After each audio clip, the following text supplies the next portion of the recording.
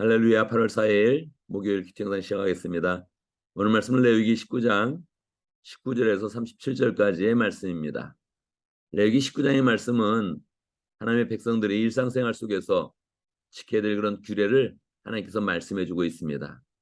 하나님께서는 십계명과 같이 우리의 그런 평생에 걸쳐서 지켜야 될 그런 규례를 말씀하시는데, 그와 더불어서 일상생활 가운데서도 우리가 지켜야 될 그런 규례를 말씀하고 있는 것입니다.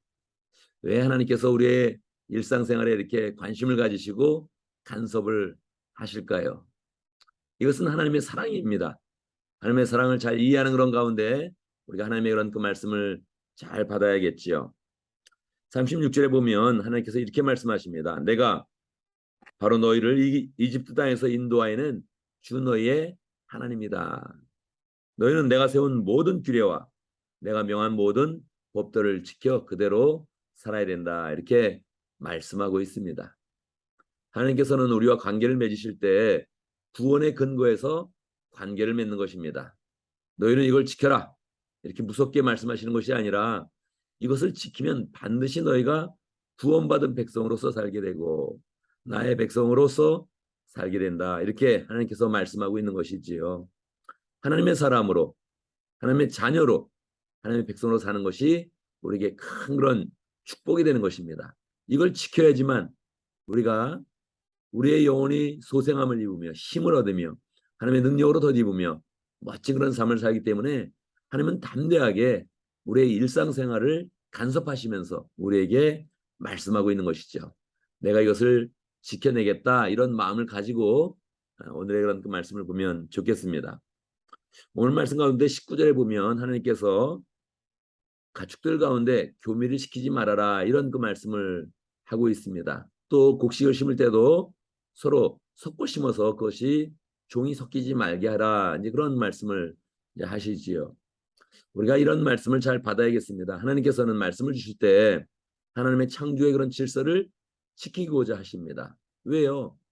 하나님께 창조하실 때 가장 아름다운 그런 모습으로 창조하셨기 때문에 그것을 창조의 그런 역사를 거스리면 좋지 않은 그런 결과가 있는다는 거예요. 그래서 서로 다른 종을 교배하면, 가축을 교미시키면 뭔가는 나오겠지만 하나님이 원하시는 그런 창조의 그런 그 모습이 아니라는 것입니다.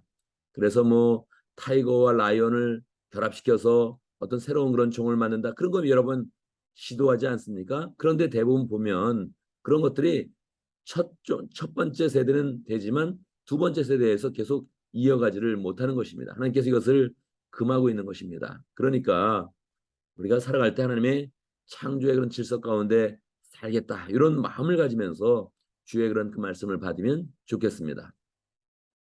또 한 가지 중요한 그런 그 말씀 중에 하나는 26절의 말씀입니다. 너희는 짐승을 잡을 때 그것을 피채 먹지 말아라, 이런 말씀을 주시지요. 고기는 먹을 수 있는데 피를 먹지 말라는 것입니다. 이 말씀은 반복적으로 나오기 때문에 우리가 주의 깊게 이 말씀을 잘 생각을 해야겠죠. 왜 하나님은 피에 대해서 민감하신 것입니까? 피는 생명이다, 이런 말씀을 하시지요. 이 피는 결국 예수 그리스도의 피를 생각하게 합니다. 성경에서 지금 예수님의 그런 피를 통해서 우리를 구원하시려고 하는데, 이렇게 쉽게 피를 먹거나 우리가 피를 사용하게 되면 예수님의 그런 피에 대해서 우리가 쉽게 생각한다는 것입니다. 하나님은 아무쪼록 우리가 예수 그리스도의 그런 피에 그런 공로를 힘입어서 구원을 받을 거기 때문에 이 피에 대해서 더 조심하는 그런 그 마음을 갖기를 원합니다. 여호와 증인에서는 이 뭐 피를 마시면 뭐 지옥에 간다, 피를 마시면 구원을 못 받는다, 뭐 이런 말을 하면서 수혈도 받지 않습니다. 이것은 잘못된 것입니다. 수혈을 받는 것은 예수님의 구원의 그런 은혜와 상관이 없는 것이죠. 하나님은 우리를 교육시키고 있는 것입니다. 교육의 목적을 생각을 해야 되는데 그 말씀을 지킬 때 하나님이 원하시는 그런 그 모습보다 더 지켜서는 안 되는 것입니다.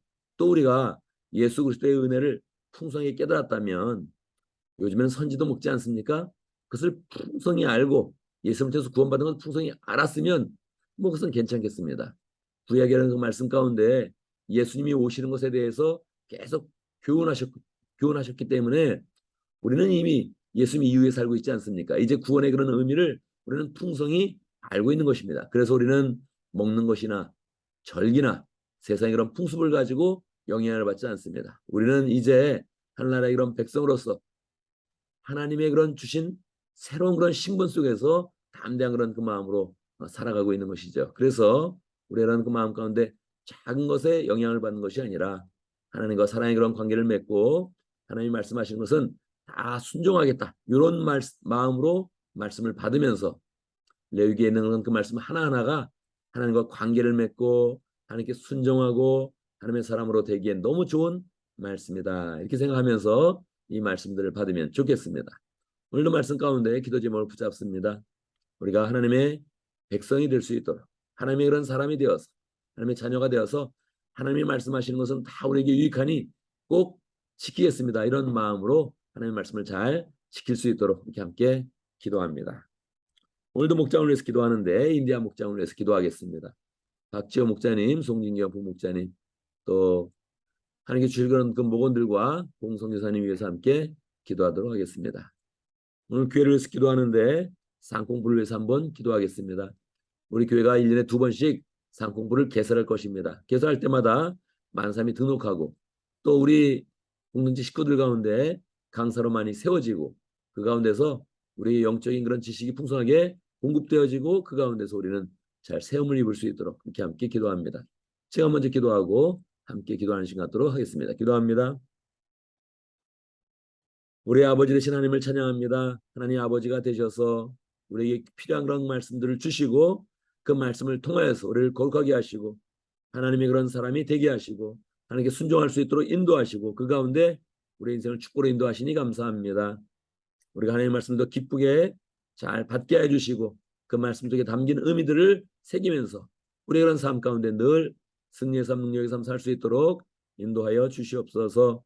하나님 우리에게 목장을 허락하신 거 감사합니다. 인디아 목장의 송진경 부목자님, 박지호 목자님 축복해 주시고 하나님께서 함께 하셔서 인디아 목장이 더 은혜 가운데 그렇게 잘 설 수 있도록 인도해 주시고 하나님 또 목원들도 허락해 주셔서 청년들이 더 열정으로 모이는 그런 가운데 하나님의 사랑을 더 누릴 수 있도록 역사하여 주옵소서. 공성교사님 함께 해주시고 평생에 걸쳐서 인디아를 섬기기 위해서 일찍부터 결단하였는데 하나님 함께 해주시고 그 모든 헌신과 사역과 봉사 가운데 많은 열매가 있도록 역사하여 주옵소서. 하나님 우리 교회가 영적으로 풍성해지길 원합니다. 영적으로 말씀이 풍성해지며 그 말씀을 지키는 능력이 풍성해지길 원합니다. 상공부를 축복하여 주셔서 1년에 2번씩 상부가 개설될 때마다 많은 사람이 등록할 수 있도록 인도하시고 하나님의 말씀이 부어지게 하시고 강사가 세워질 수 있도록 인도해 주시고 우리 교회가 말씀으로 늘 든든히 세워지는 그런 복된 공체 될 수 있도록 역사하여 주옵소서. 오늘도 주의 은혜 가운데 새날을 시작하는데 하나님 함께해 주시고 어떤 일을 하든지 주님과 동행하며 주의 말씀을 따르려고 노력하며 순종하는 그런 가운데 하나님의 능력을 가져올 수 있도록 역사하여 주옵소서. 예수님의 이름으로 기도드리옵나이다. 아멘.